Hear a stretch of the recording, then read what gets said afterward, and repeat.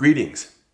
In this video, I am going to share with you what I refer to as the pyramid health systems, as I've had a number of people ask me about it recently.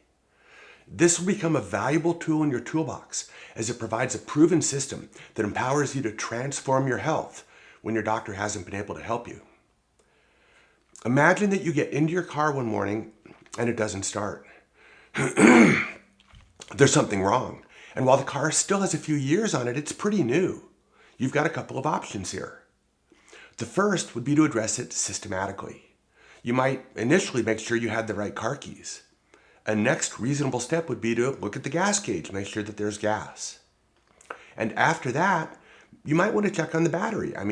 Maybe you left the dome light on overnight, and you could easily look at how much oil is in the engine. These would all be simple, rapid, and cost-effective fixes. Conversely, you could call up the local dealership and order a new engine and a new electrical system. But would anyone really do that? Of course not. But this is a practice that takes place daily as people try to fix perhaps the most important machine in their lives, which is their own body. We'll use fatigue as an example. The current practice of natural and alternative medicine follows more of a let's buy a new engine approach. So many people on the internet would propose extensive testing, advanced gut studies, measuring neurotransmitters, all your hormones, a full mold panel, removing all of your fillings, and the list goes on. If you are wanting to simply fix your health, you could easily spend as much money as you would for a new engine for your car, but without seeing any lasting transformation. Is there a better way? What if your fatigue resulted from something much more basic? Imagine that you have an undiagnosed B12 deficiency. There's a simple, inexpensive test to measure this, and focused supplementation would have your engine up and running and you back on your feet in no time. If you are ready to have your eyes opened to a different way of thinking, one that promotes health over disease, verified systems over internet myths, and natural processes over pharmaceutical drugs, stick with me. We are all a part of the movement that is trying to move away from drugs that simply treat symptoms to one in which we have more control over our health and with better outcomes. The pyramid health system addresses our biology in a systematic and hierarchical fashion. And the more I think about it and use it with my patients, the more sense that it makes. The human body is remarkably well adapted for any number of different changing environments. Perhaps this is why we are still here on this planet after an estimated 2 million years. Ask yourself, is your detoxification expert a toxicologist or a 20-year-old behind a computer screen? Is the medical medium a healer or a hustler? And how do I order my assessments, my testing, and my treatments in a way that doesn't have me going off on a wild goose chase? To fully understand this, we need to first take a look at the current health systems in the developed world. In this system, we basically wait for people to get sick rather than taking steps to prevent illnesses from the start. It's pretty crazy. It's almost like waiting for the horse to leave the barn before you decide to fix the barn door. Yet our doctors and the institutional systems that support them, such as the medical boards, medical schools, and insurance companies, are all handcuffed into using this antiquated system. And sadly, the numbers speak for themselves. In the United States, 40% of the population is obese, which is unquestionably linked to diabetes, heart disease, cancer, and stroke. 20% are on antidepressants, and 90% of the people die from conditions that would be considered preventable. We are hardly demonstrating successes with our modern medical practices. We need to begin to think different. By asking different questions, we can develop some new perspectives on steps that we can take to both prevent and reverse disease.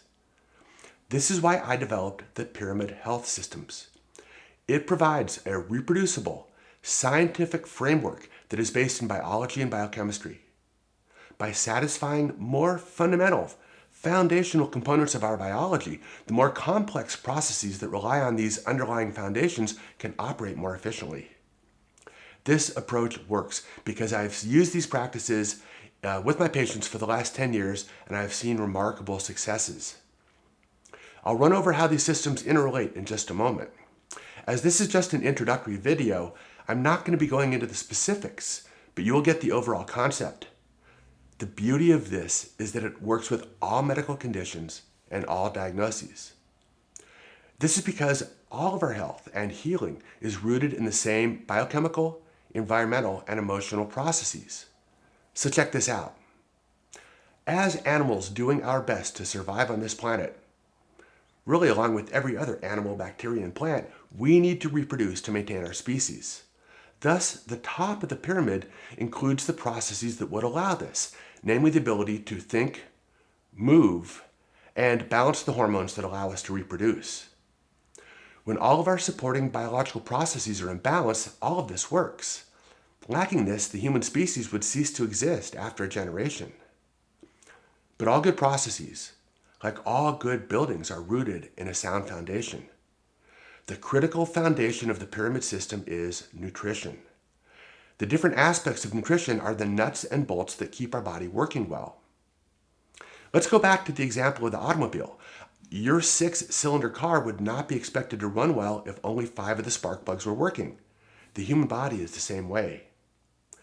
Our biology requires the right constitution and balance of fats, proteins, amino acids, minerals, and plant-based phytonutrients to run optimally. Most of these can be measured and then modified with changes in diet or with focused supplementation. But akin to choosing not to replace your car's engine in its entirety, we don't always need to measure every nutrient. Taking a close history, reflecting carefully upon one's environment, the medications we use, our diet, and our family history can help to guide us and focus these measurements more closely. A wise physician once taught me, you can't manage what you can't measure. This is good counsel for returning the body to a state of health naturally. After satisfying our nutritional foundation, we then move to what I like to refer to as the energetic triad. This involves the 3 hormones, insulin, cortisol, and thyroid, which work collectively to manage our input and output of energy. I can honestly say, in my professional opinion, that the vast majority of disease and dysfunction in our country stems from an imbalance in these 3 hormones. The energetic triad is the second most important foundation in the pyramid. With a 2 million history of fasting, starving, migrating, the human animal has become surprisingly adept at managing his or her energy resources.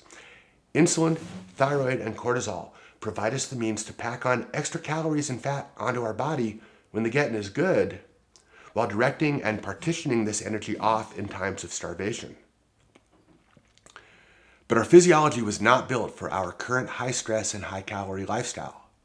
For this reason, the vast number of preventable conditions that are negatively impacting our lives, health, and happiness are based in dysfunction in the energetics or the nutrition strata. It's that simple. The next layer in the health pyramid is our ability to maintain our barriers. We all know that we need to drink liquids and consume food, but we live in a world filled with microbial species that would love to feast on the fats, amino acids, sugars, and water that we store inside each of our cells. How does a body protect itself when you can't even see your opponents? The primary barriers in a human body are the gut, the lining of the lungs, which allows for exchange of oxygen and carbon dioxide, and our largest organ, the skin. Modern research shows that we need to be considering other barriers as well, namely the blood-brain barrier and the subendothelial barrier, which is the barrier that lies just below each one of our blood vessels. Cardiovascular disease, stroke, and atherosclerosis all result from a disruption of this subendothelial barrier. And these 3 diagnoses account for probably 80% of the deaths in the developed world. So why are we not considering these barriers in our medical care? It is said that the mucosal lining of the gut, if spread flat, would be the size of a doubles tennis court. Now remember, this lining is only 1 cell layer thick, and 75% of our immune system cells are situated immediately below this barrier. And to top it off, there are some 100 trillion bacterial cells that live inside of our GI tract. But there's a small hitch, and that is that these mucosal cells that line the gut are very metabolically active, fully regenerating every 3 to 4 days. And here's where we can now first begin to see how the health pyramid stacks, optimizing dependent systems to allow for a functioning whole. Without sufficient nutrients, our body lacks the machinery to physically make these new cells that line the gut. Additionally, as the tight junctions become more porous, the tight junctions are the molecular spot welds that our cells use to maintain a tight barrier. The entire microbial world is more exposed to our immune system cells waiting just below this lining. In times of stress, the cortisol produced by our adrenal glands shunts blood away from our gut. Stress lowers our thyroid function, which more fully suppresses the metabolic capacity of our gut lining to completely regenerate, and we find ourselves on a feed-forward cycle of impaired digestion, activated immunity, and unregulated bacterial species within the gut. The next strata in the pyramid is our ability to detoxify. The primary means of detoxification in the human body are the gut, our skin, and our kidneys. But if we are nutritionally deficient, if we lack the building blocks to support our phase 1 and phase 2 detoxification processes, if our energetic triad is simply being used to run away from a tiger, we lack the ability to maintain our principal barriers, namely the integrity of our gut lining and our skin, and to clear our toxins from our body. And finally, if the gut isn't working well, we lose our primary detoxification organ. Thus, it should be no wonder that lacking appropriate nutrients, suffering from imbalances in the energetic triad, and finding our barriers progressively permeable to environmental microbes and toxins, this is when we don't detoxify well. And finally, at the top of the pyramid, we have our higher order or executive functioning processes. These are our brain and our heart, and our desire and our capacity to reproduce. The final factor to consider in the health pyramid, and one that influences each of the overlying strata, is the concept of inflammation. Inflammation follows the Goldilocks principle. We don't want too much, and we don't want too little. With low levels of inflammation, all of the overlying processes can work well. Each medical condition that causes symptoms in the human is directly related to excesses of inflammation. I like to represent inflammation as a small dot beneath the pyramid.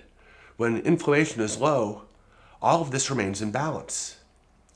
But high levels of inflammation are effectively the wrench in the machine, and all of the overlying processes, from our ability to absorb and utilize nutrients to the desire and capacity to reproduce, are all negatively affected.